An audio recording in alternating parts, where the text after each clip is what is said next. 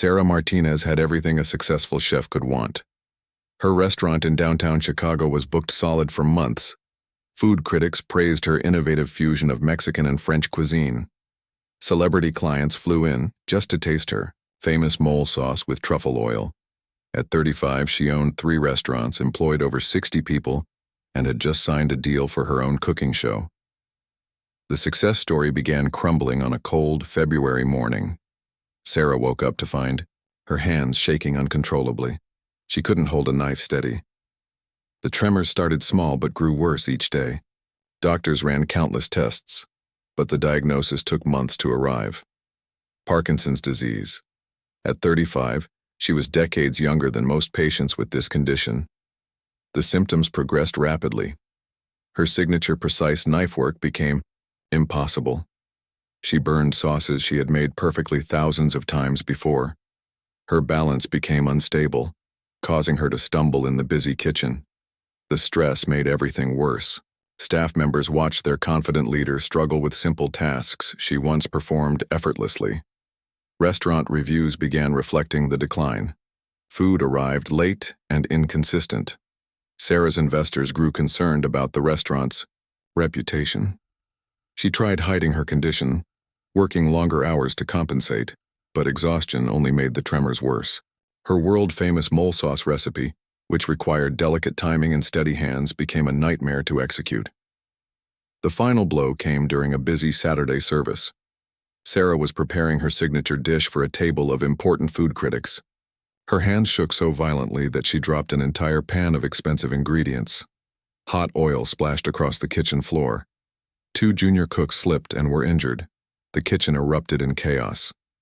That night, Sarah made the heartbreaking decision to step away from her restaurants. Within 6 months, all 3 locations were sold. The cooking show deal was canceled. Sarah's life savings were spent on medical bills and keeping her staff employed as long as possible. She moved from her luxury apartment to a small studio. The woman who once commanded a kitchen with confidence now struggled to make a simple breakfast. Depression set in as she watched her life's work disappear. Friends from the culinary world slowly stopped calling. Sarah felt completely alone, believing her career and passion were forever lost. Sarah spent the first year after her diagnosis in complete isolation. She avoided the kitchen entirely, ordering takeout every night. The smell of cooking food reminded her of everything she had lost. Her small apartment became a prison. She ignored calls from former colleagues and turned down every interview request. The media had moved on to newer, healthier chef success stories. The Parkinson's symptoms continued worsening. Simple tasks like buttoning shirts or tying shoes became daily challenges. Sarah's handwriting, once beautiful from years of writing recipes, became shaky and barely readable.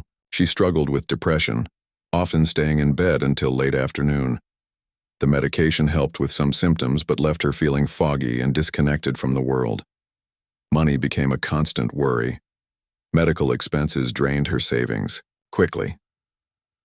Sarah applied for disability benefits, a humbling experience for someone who had employed dozens of people. She sold her professional knife collection, each blade representing years of culinary achievement. Watching strangers handle her treasured tools felt like selling pieces of her soul. One particularly low day, Sarah discovered online forums where former restaurant owners shared their struggles. She read stories from other chefs who had faced career-ending injuries or illnesses. Some had found new paths, while others remained bitter and defeated. Sarah realized she wasn't alone in losing her identity when forced to leave the culinary world. This small connection to others gave her the first spark of hope in months. A physical therapist introduced Sarah to other young Parkinson's patients. She met David, a former violinist whose hands also trembled. There was Maria, a surgeon who could no longer operate. They formed an unlikely support group, meeting weekly at a community center. For the first time since her diagnosis, Sarah talked openly about her fears and grief. She learned that Parkinson's affected everyone differently, and that some people managed successful careers despite their symptoms. The turning point came when Sarah's nephew visited for his birthday. 8-year-old Miguel had always loved her. Cooking. He begged his aunt to make just one dish with him. Sarah reluctantly agreed to help him make simple quesadillas. As they worked together in the tiny kitchen, Sarah noticed something important. While her hands shook when she felt stressed or watched, they steadied somewhat when she focused completely on teaching Miguel. The joy on his face reminded her why she had fallen in love with cooking in the first place. The cooking session with Miguel sparked something in Sarah that had been dormant for over a year.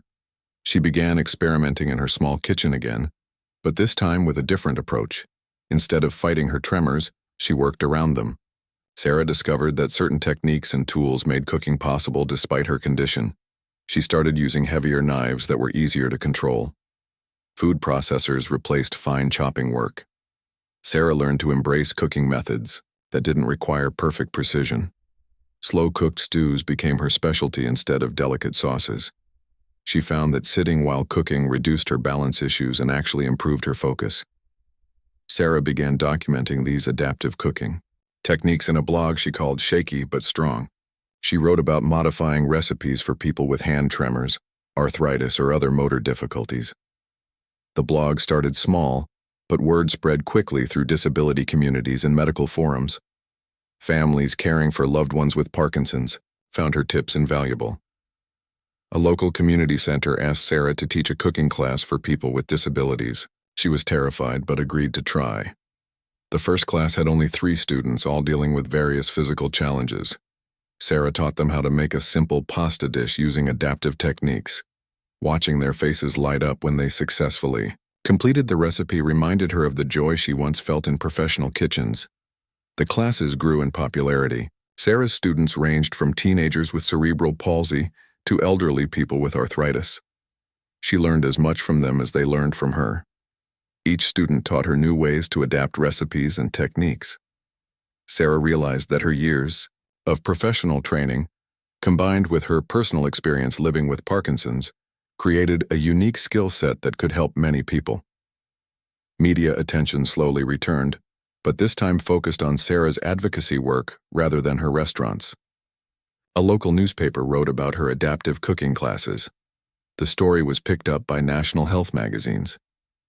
Sarah began receiving invitations to speak at medical conferences about maintaining dignity and purpose while living with chronic illness.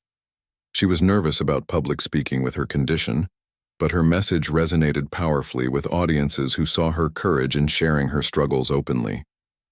Sarah's blog and cooking classes attracted the attention of major medical institutions. The Parkinson's Foundation invited her to develop a comprehensive cooking program for newly diagnosed patients. This opportunity meant steady income and the chance to help people during the most difficult time in their journey with the disease. Working with occupational therapists and nutritionists, Sarah created a curriculum that went beyond adaptive cooking techniques. Her program addressed the emotional aspects of losing abilities that once defined someone's identity. She understood the grief process because she had lived through it herself. Students learned not just how to cook with tremors, but how to find joy in modified approaches to activities they loved. The program's success led to partnerships with hospitals across the country. Sarah traveled to train other instructors, sharing her methods with rehabilitation teams. Each city brought new challenges and new innovations.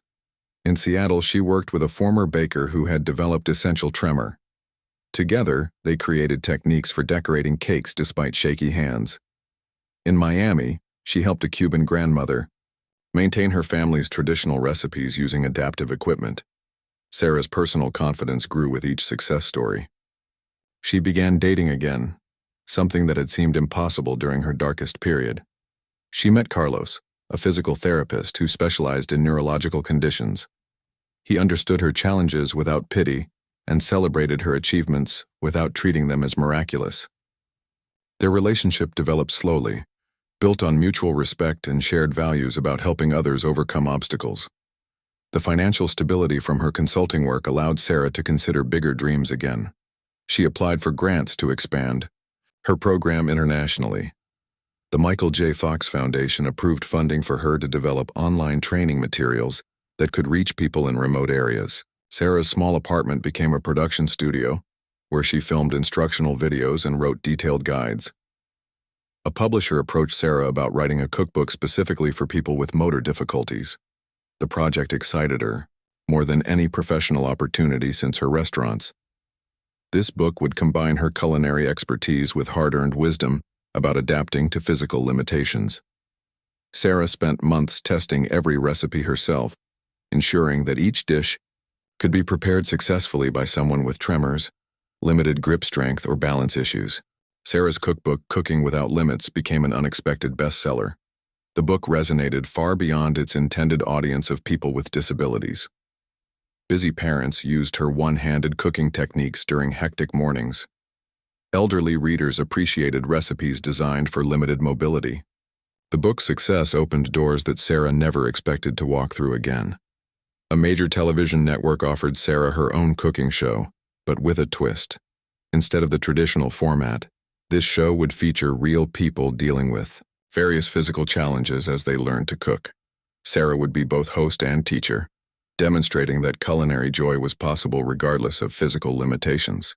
The show, called Adaptive Kitchen, premiered to strong ratings and critical acclaim. Each episode followed Sarah working with different individuals. There was Janet, a retired teacher with severe arthritis who wanted to bake cookies for her grandchildren. Michael, a young veteran with a traumatic brain injury, learned to prepare his favorite childhood meals. Sarah's approach combined professional technique with deep empathy. She never talked down to her students or treated their conditions as inspirational stories, but simply as practical challenges to solve together. The show's success brought Sarah full circle in unexpected ways. Several of her former employees reached out, inspired by her resilience. 2 opened their own adaptive cooking schools in different cities. Sarah consulted on their programs, proud to see her influence expanding through people she had trained. Years earlier, in traditional kitchens, Sarah's relationship with Carlos deepened into marriage. Their wedding reception featured a menu entirely created using adaptive cooking techniques, proving that accessibility and elegance could coexist beautifully. Former restaurant critics who had once praised her haute cuisine marveled at how her new approach made great food available to everyone. The Parkinson's Foundation asked Sarah to keynote their annual conference. Standing before hundreds of patients, caregivers, and medical professionals, she spoke about the difference between giving up and changing direction. Sarah's tremors were visible as she held the microphone, but her voice was strong and confident. She talked about losing one dream and finding a bigger purpose. The standing ovation lasted several minutes, with many audience members wiping away tears of recognition and hope. 5 years after losing her restaurants, Sarah stood in her new teaching kitchen, watching 20 students prepare dinner together. This wasn't the sterile, high-pressure environment of her former establishments. Here, laughter mixed with instruction. Students helped each other when tremors made tasks difficult. Success was measured not by perfection, but by joy and accomplishment. Sarah's institute had grown into a national model for adaptive culinary education. Medical schools sent students to learn about dignity and disability care. Culinary schools required courses in inclusive cooking techniques. Sarah had authored 3 more books and consulted on kitchen designs for assisted living facilities worldwide. Her influence reached far beyond anything she had achieved in traditional restaurants. The Yao television show entered its 4th season, with Sarah receiving 2 Emmy nominations for outstanding educational programming. She used her platform to advocate for better accessibility in restaurants and cooking equipment design. Major manufacturers consulted with her on developing tools that worked for people with various disabilities. Sarah's expertise helped create products that improved lives for millions of people. On quiet evenings, Sarah still cooked traditional Mexican dishes that connected her to her grandmother's memory. Her hands still shook, but she had learned to work with her body rather than against it. Carlos often joined her in the kitchen, and they would dance slowly between the stove and counter while sauces simmered. These moments felt more precious than any 5-star review she had ever received. Sarah received an invitation that brought tears to her eyes. The James Beard Foundation, the highest honor in American cuisine, wanted to present her with a special humanitarian award. The ceremony would acknowledge her work in making culinary arts accessible to everyone. Standing on that stage, accepting recognition from the industry that had once seemed lost to her forever, Sarah thought about all the people who had found their own paths back to cooking through her programs. In her acceptance speech, Sarah spoke about the difference between being broken and being remade. She thanked Parkinson's disease for teaching her empathy she never knew she needed.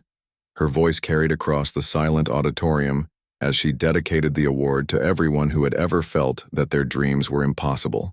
Sarah concluded with words that became her signature message. Sometimes losing everything is the only way to discover what you were truly meant to build.